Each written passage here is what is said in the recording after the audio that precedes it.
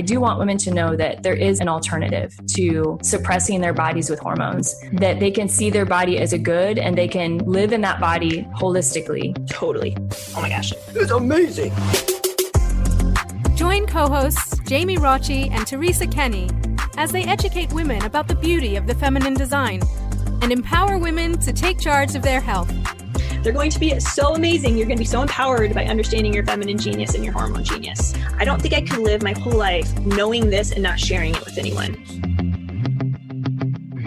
Hey, everyone, and welcome to the Hormone Genius Podcast. I'm here, of course, with my co-host, Teresa Kenny, and we're also here with a special friend of mine, Rebecca Schmidt. So I know Rebecca because she went through the Fiat Institute's hormone coaching program, and she also went and got trained in FEM, and she has an incredible story to share with our listeners. And the hope is that our listeners are going to walk away feeling very empowered, but really, we see the need of informed consent among women in the military. This is such an important topic, and we're going to touch on this because of Rebecca's own experience in the military and just the gaps she saw in how women were cared for. So I'm super pumped because we haven't talked about this at all. You know, women in the military. And this is important. I guarantee you there are women in the military who listen to our podcast, and I hope more will listen even after your episode, Rebecca. So welcome to our show. Yeah, thanks for having me, especially as a longtime listener and one of your students. This is so exciting.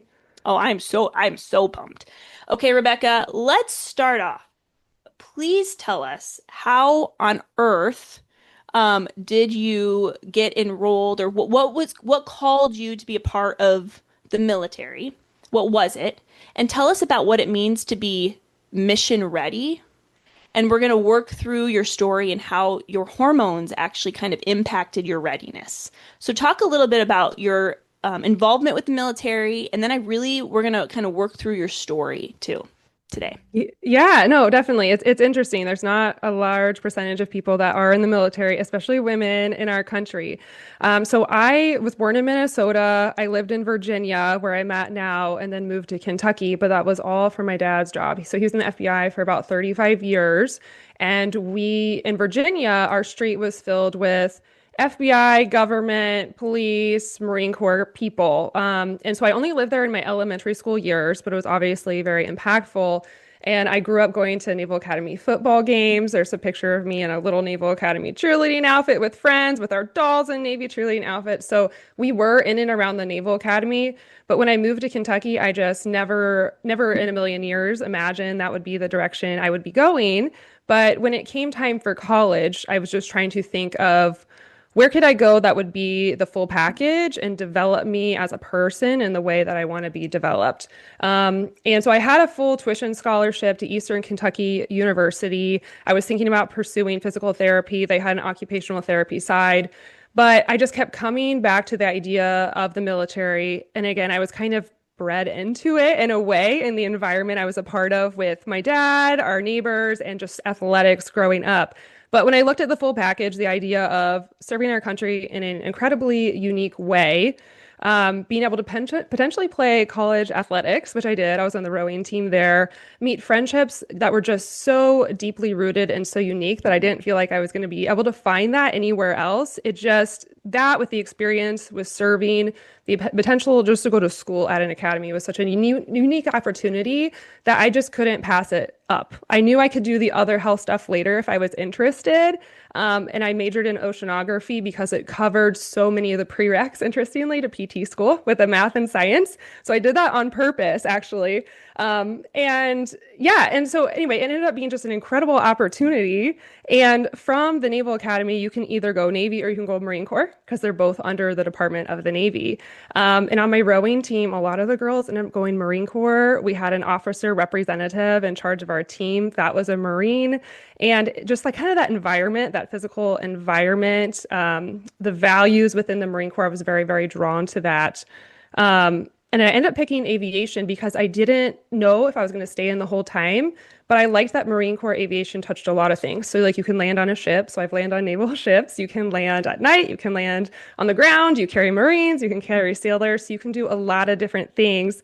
And I only did my 10 years. I did my 10 and made the decision to get out and be home with my kids and start this business and support my husband. He's still in. But I definitely don't regret any of it. It was such an interesting and unique time for sure. That is super cool. I think everyone listening is be like, this sounds like the coolest person ever. Like being able to fly and land on ships is not something that most women get to experience in their lifetime. So, Rebecca, a lot of people probably do wonder about, I don't know, I mean, maybe you can just, we're going to go into a little bit, I'm sure, about healthcare and things like that. But I don't know, this is something I'm just thinking of right now. For a woman out there who probably never thought, oh, I would like to be in the military, or like, I don't know, if anybody had interest in it and are fearful or don't know enough, like what is the beauty? And you mentioned a couple things like education, like teamwork, like being a part of a community, all the things that you've got to experience, the values, like why should more women experience being a part of, this type of like career? I think, well, women and men, but women are leaders. And I think a lot of times we might let that light get dulled down. And it's such a unique opportunity to, again, serve your country, but take care of, in my case, the Marines under me or be a part of a very unique team. And it is just a skill set and an experience that I just feel like it's very hard to get other places. And while your specific job maybe not marketable, as someone may say in the civilian world, the experiences going with it absolutely is. And again, too, for women listening, it doesn't have to be forever. So I only had to do my flight contract. I ended up doing 10 years. But for some people that maybe don't do aviation, it was a 5-year commitment. So when you think about it, that's really a blink of an eye. You graduate at 21, 22, you're 27. You could get out if you don't want to do 20. So it's just this small period of time that you have the opportunity to really develop yourself, but hopefully develop the people around you as well.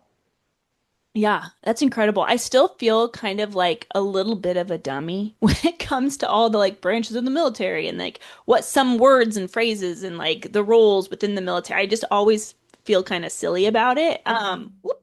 But we're excited to have you on, Rebecca, and we'd like to hear about how this sense of readiness impacted your story, especially in regards to your hormones and your hormone health. So tell us a little bit about your experience with the medical professionals, within the military and how you were cared for, but then also where those gaps were.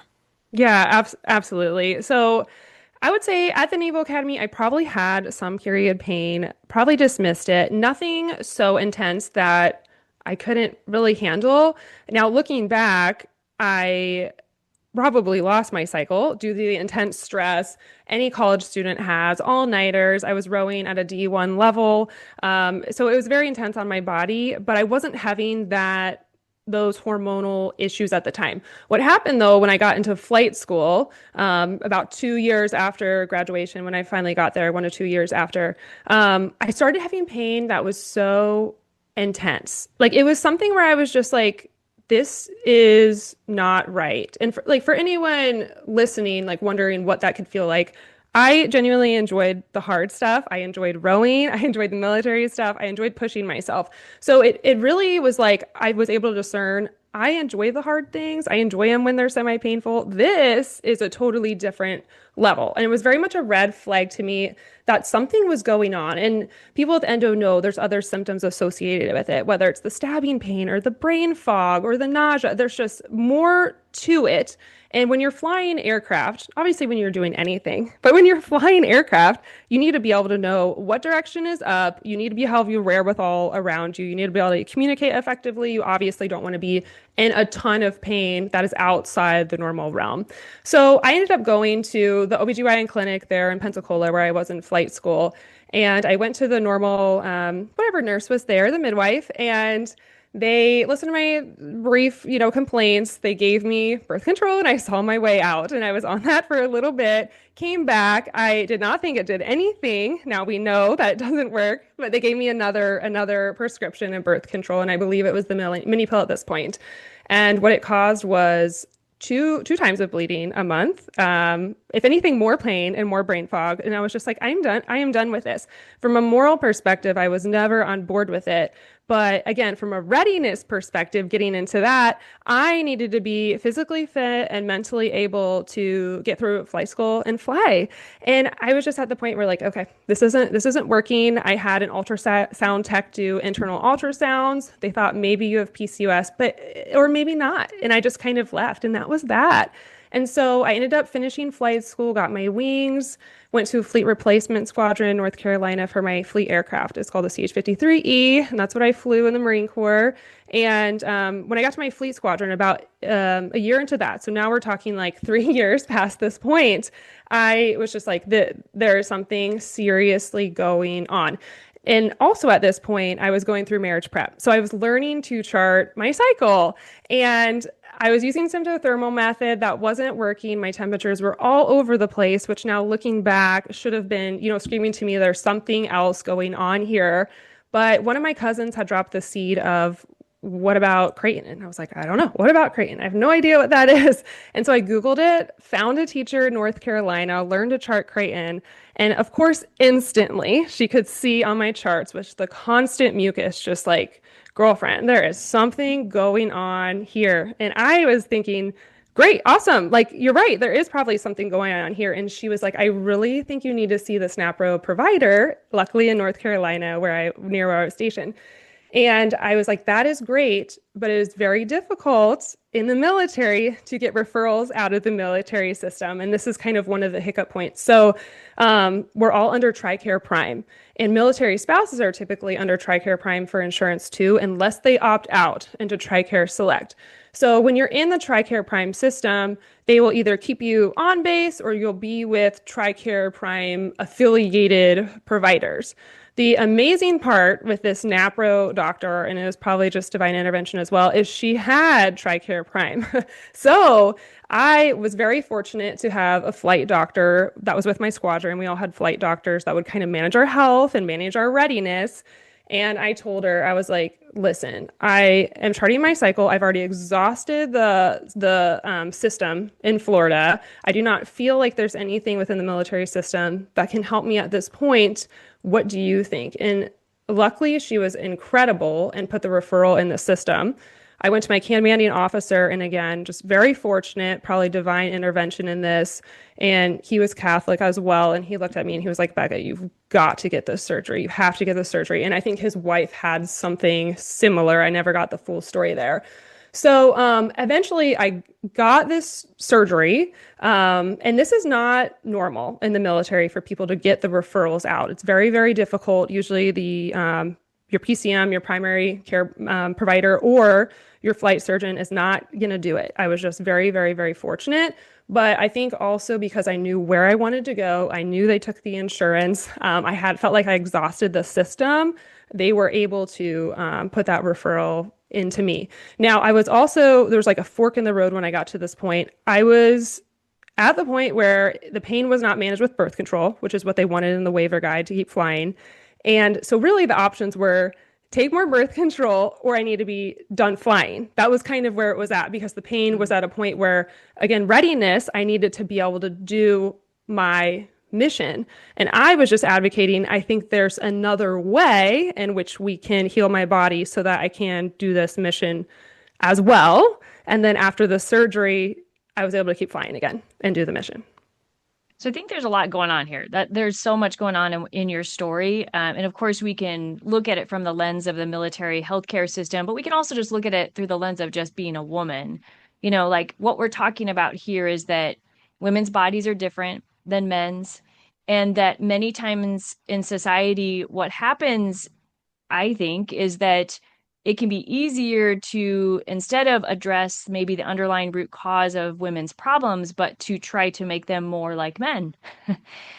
Because if we shut down their reproductive system, in a sense, you are like functioning more hormonally, like a flat line as a man. So, it's really not respecting women's bodies. It's not respecting the idea that our hormones give us actual strengths and gifts and values that would add to even something like flying in the military and what we can offer. So we want to really believe that women's superpowers come from the strength of our hormones and that we shouldn't need to suppress our body's natural functions in order to just fly, in order to just do what we want to do as women and be capable of that and be proud of it and exceed in that. And so that is one thing that really kind of like was going through my head as you were talking, Rebecca, is just that this idea that women should know that their bodies were made good and we don't have to like change who we are in order to be successful and to be the person that we want to be out there.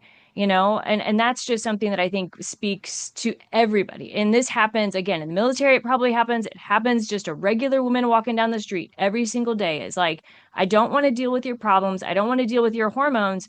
Instead, I just want to like get you out the door quickly with this birth control. Now, we know doctors were trained that way, and they're not like trying not to serve women. That's all they know. And this is why we do this podcast where we're trying to reframe first women's minds. First, our own minds, to know that our bodies are good, to know that ovulation is healthy, and then to help other women go to doctors that are trained in methods that help restore their bodies instead of suppress them. So that's my just soapbox there about it. Okay, And so yeah, go ahead. I just have a question. I know what you said, Teresa, is so true. So this is, yes, we're talking about military, but we're talking about just in general. Women are not just smaller men. Our bodies do operate different, and we have a genius written within our womanhood, within the hormones as well. There's these superpowers. We have an episode for season 1 to go back and listen to our hormone superpowers if you want to learn more. Okay, so Rebecca, thank you for serving your country. I meant to say that right away. Thank you for serving your country. I think as I've matured, I've realized like, when I see a veteran, to really just show gratitude, thank you. So I want to say thank you, Rebecca. My pleasure. Thank you. Second thing. Okay, if we're thinking about readiness and we're thinking about not just how women may experience pain because of heavy menstrual bleeding or endometriosis, but also when we think about birth control being pushed upon women in the military, we're thinking about obviously pregnancy, keeping women from getting pregnant, right? And so how much of that message kind of floated around in that sphere? And then when a woman does get pregnant, what happens to like that care, prenatally, and then even postpartum? Like how does that all operate? Yeah, that's a good question. That's a whole thing as well. So yeah, after I continued flying, I ended up getting pregnant 3 times and went back to flying each time, except the last time. That's when I got out of the military. I would say, thank God for NAPRO, thank God for progesterone supplementation and surgeries. But yes, there is, it not overtly said don't get pregnant, but it's definitely there, because when you're talking about mission readiness, the commanding officers, the medical personnel, they're trying to make sure that they have people that can go out the door that have met all their vaccine checklists, that they are not popping on any medical lists that would prevent them from being deployed, going on a detachment, doing anything at a moment's notice. Because at that point, you're just a hindrance to the squadron, really. So it is difficult for sure being a female in a male-dominated environment. Luckily, I was so fortunate, truly, with all the units that I was with. And I think it helped that I had been there for a little while and already built my reputation. I didn't experience too much negativity. It was probably there, but truly not too much with the surgeries and having 3 kids. But it's definitely not something that helps a unit have more deployable people. And 2, also with the progesterone supplementation, until my third birth, where I did a birth center birth, my other two were at the military hospitals, and this would really be the same anywhere. So it's definitely not a knock on the military. But I knew, again, with the educating part, I knew with PCOS and endo, I knew I had a chance of having lower progesterone. And so I immediately, once I found out I got pregnant the first time, messaged my NAPRO doctor, got the draw done, knew immediately, was on progesterone supplementation. Each time I went for my OB appointments, they said, you do not need to be on this. This is necessary. And I said, okay, thank you. That's fine. I'm going to keep taking my progesterone because I knew why it made sense. And I just knew they weren't trained that way, and that was totally fine. And then coming back after birth is a whole thing too, because at least for me, in the aviation world, I needed to make sure that I could pass a flight physical to fly again. Now, the first time I did not nurse, I did not pump because I needed to make sure that I could get my body ready to go to fly as soon as possible because I was transitioning squadrons. My husband was deployed at this time. I had a newborn. And so I was very much fitting my body and my lifestyle into this male-dominated world. And that's not to complain about it because that's the choice we made and that's what we signed up for. And that is 100% the cost of that sometimes, but there is a cost and ramifications to that for sure on our bodies and our hormones. And then the second and third time, I definitely decided to pump. I decided to nurse. I decided to allow my body to, just kind of come out of that postpartum period a little bit smoother before getting back into the aircraft again. And at that point, I was comfortable talking with my commanding officers about that, and it ended up being a non-issue, which was good. But there's also just not a lot of education about how to get the body physically back, like even pelvic floor wise, with the demands of the military. When you're thinking, I need to be able to run, I need to be able to do pull-ups, I need to be able to climb around an aircraft while I look at it before I fly. There's so many things to consider. And I think I was able to educate myself and find the right people and find the right programs to get me ready to do that. But it's definitely not there presented to you to be able to do it. If you don't find it, you're not going to be ready. And then all of a sudden you're going to find yourself as one of these people that are not ready to go out on a det or to be a contributing member to your unit that you're a part of. It sounds like you're an amazing advocate for yourself, Rebecca. And that's not a gift that not all women have, like being able to speak up for yourself, know what you want, like the progesterone thing. Sometimes women, they're told, yeah, you don't need that. And they're like, okay, I don't need it then. But you knew what was right for your body. And we just did an episode, if people are wondering about progesterone supplementation and pregnancy, with Dr. Chris Stroud, where we really addressed why it is so important. So go back and listen to that episode.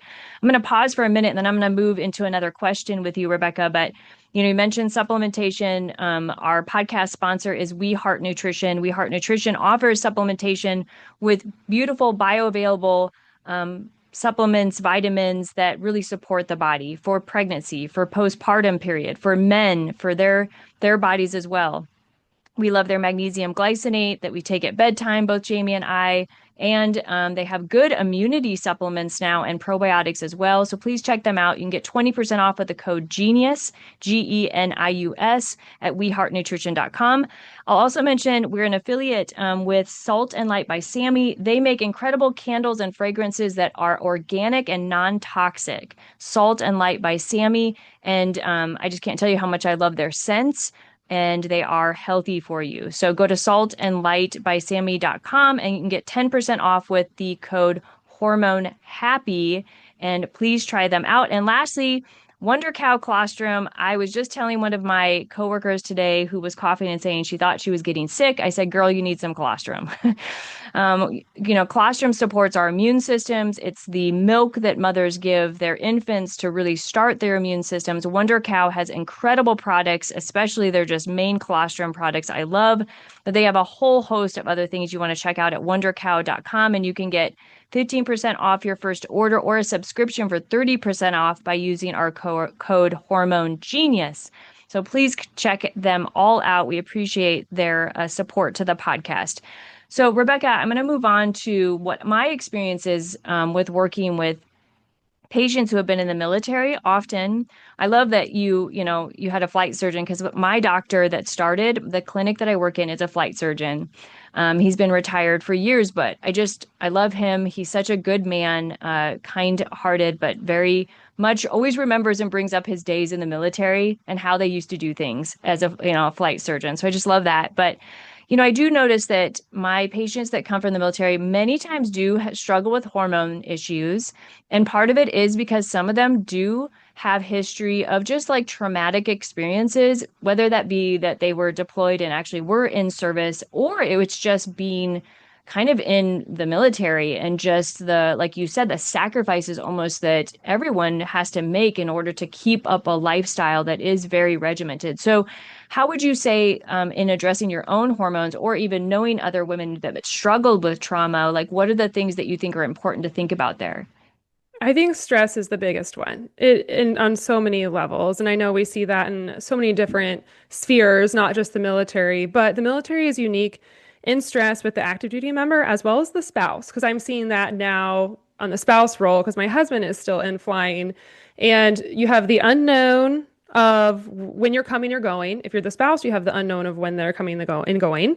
If you're the one in the military, I think of a lot of different night shifts, night flights, day flights. You kind of swing from these different schedules, probably in a similar way that a medical provider might. You are around a lot of toxins, depending on what your job specifically is, where you're at.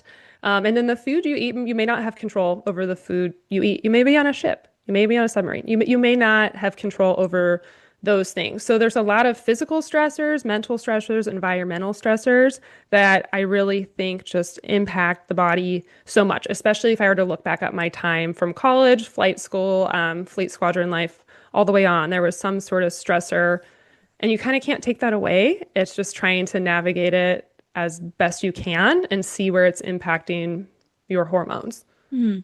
So how do you do that, Rebecca? So if you have kids and then you could be called at a moment's notice or your husband could be called at a moment's notice, how do you manage that with kids? That was hard. Definitely hard. Yeah, that was hard. Luckily, we were in 2 squadrons at that time that were not deploying squadrons, and we were at training squadrons.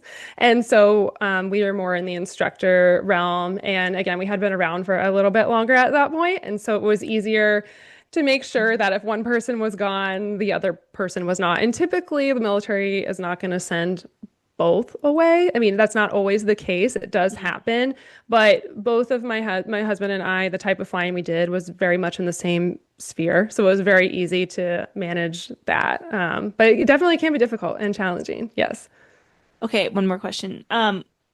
So again, in this world, and again, I hope people who don't know much about military either have been listening, because again, this is important to know, just that our bodies are made different and how a stress to a man will hit the stress to us different. Like men there's built more in more of a resilient state because of their testosterone. And, when we're ovulating, our testosterone is the highest it will be in the cycle. And guess what? We're more resilient. We're just more resilient. So, in regards to that, what are some tips or pieces of advice that you would give to women in the military or who are considering joining the military? Yeah, I would say control what you can control. You can't control everything, but when you are not gone or you're not on a detachment, you're not gone on a deployment or an exercise and you're home, you can control what food you put in your body for the most part. So that's one. You can control what you do with your limited outside time. So if you need to get more rest or sleep or try to de-stress in other ways, you can control that again when you're home. So you're not gone all the time. So when you're home, you can't control 100%, but you sure control a large percentage of it. And then like if you're gone and you're having trouble sleeping on a deck, the like eye masks or the lavender oil or just like different little hacks like that you can use. But I think like the biggest thing is to accept that it is truly going to be a 70% solution and not the 100% solution. And you did sign up for that. And so your body there will be an impact. Like there just will be an impact when we are in a male dominated world signing up to do something that men normally do. That just kind of is the uncomfortable, and you could like call it the unfortunate part, but it is the reality. But I do think we can control a lot by when we have the opportunity to control what we eat, how we sleep, how we work out, and how we manage stress we can do that part, which is good. And then, of course, the other thing, like I've been saying, is trying to seek out those restorative reproductive medical providers when that issue does come up. And then kind of going along with the idea of readiness, we have women staying in so much longer now. If I felt like I was supposed to stay in and that's where God was calling me, I would have, but I just really did not. Like it was time to get out. It was time to give my body a break. It was time to just embrace something else. But for the ones that do feel like they're supposed to stay in, now you're looking at perimenopause, menopause women, which is kind of another reason why I think this whole restorative reproductive medicine is so important in the military, and why it's important everywhere, but it's important in the military because it's so hard to get because of that insurance piece, that TRICARE Prime. And like I said, with the spouses, they're under that insurance unless they choose otherwise and want the co-pays. And a lot of people just don't realize that. Thanks for bringing up perimenopause. That's, of course, on everybody's minds right now. I think if you're over 30, you're like, am I in perimenopause? Jamie and I just did our perimenopause program. That's available if you go to our website, hormonegenius.com. So please check that out, because this is about empowering women, as you were talking about, Rebecca, in terms of education. Because if you aren't educated yourself as a woman, you cannot advocate for yourself to get better health care and better services. So, Rebecca, now that you're out of the military, obviously you're very passionate about this. You became a hormone coach in Jamie's program. You want to serve, in a different way, right? You're out of the military, but you're serving now in a different way. So, what are the things that you were trying to do to serve women in your community, or everyone in your community, by kind of continuing this mission, you could say? Yeah, well, I definitely, like I said, I felt the call to come back home. I felt the call to give my kids, I have 3, 5, and under, that stability, especially while my husband's gone. And it has definitely been the right choice. I would say it's harder in a lot of ways, for sure, doing the full-time mom thing. But I'm so glad that that's what I'm doing. And I'm just hoping that my business, Bella Vera, where I do hormone coaching and fertility charting, I do NFP, marriage prep stuff too, as well, through our military base that we're by in Quantico, Virginia. I'm just hoping that that can be a portion of my vocation of motherhood and marriage. It's just an appendage out that is helping serve women. I'm trying to serve couples. I want them to understand theology of the body as best as possible. I want them to be introduced and start peeling back the onion. I want them to see their bodies as good. I try to point them in a direction of a restorative reproductive medical provider in their area or within a drive, just so that they know it's there. And I just keep trying to plant the seed until they go and tell me they make their appointment.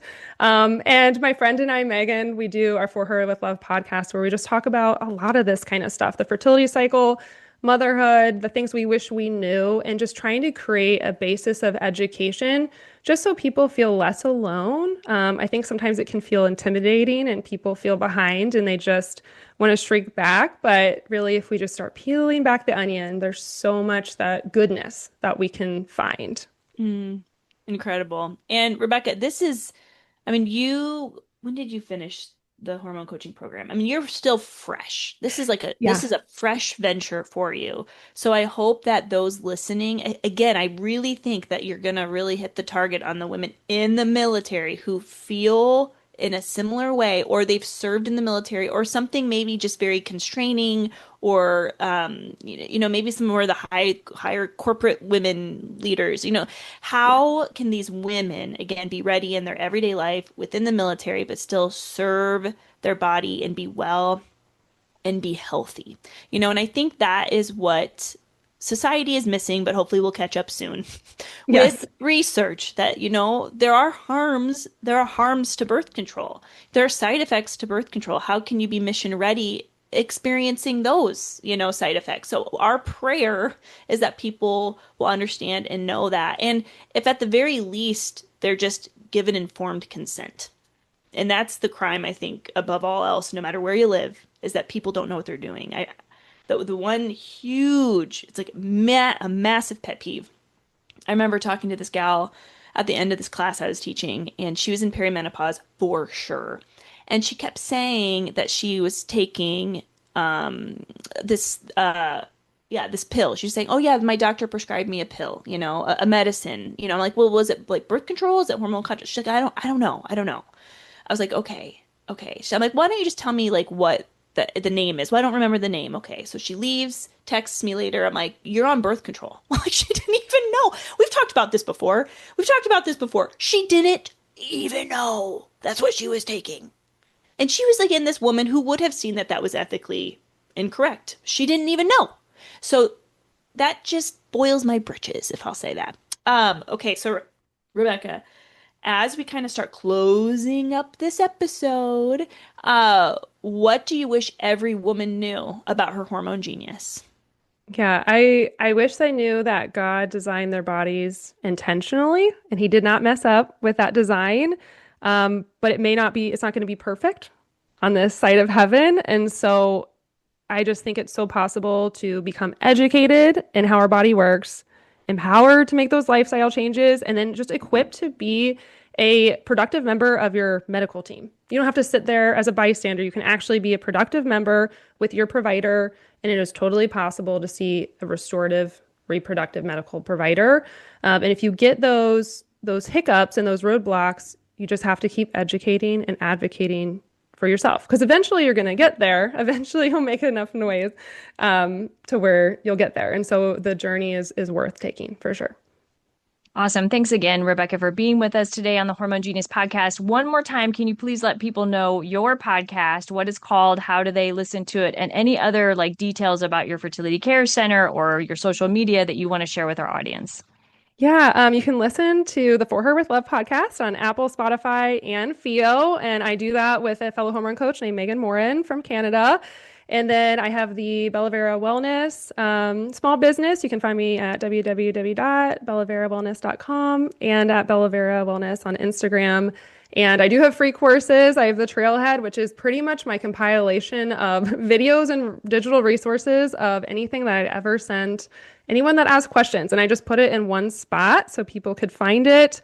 I've got a Theology of the Body and fertility charting crash course. So it has all 9 methods of fertility charting methods that I know, and just gives you the rundown, clickable links on Theology of the Body resources. That's for free too. And that's what I'm doing with the marriage prep people on the base near me, just trying to help those military families and couples. And then obviously the fem charting and hormone coaching that I learned through Jamie and Fem. Thanks so much. This has been awesome. And what an incredible amount of resources you just gave to everyone that they can go check out. So thanks, Rebecca. We'll have you back on again soon. Thank you. Thanks for listening to the Hormone Genius Podcast. Please remember to share our podcast with your friends and family, and also follow us on social media. If you were not aware, we have a YouTube channel. So if you could like and subscribe to our YouTube channel to stay in the loop with all of our latest episodes, we would appreciate that. Thank you so much for your support. We are excited to journey alongside you as you discover the beauty and the genius of your hormones.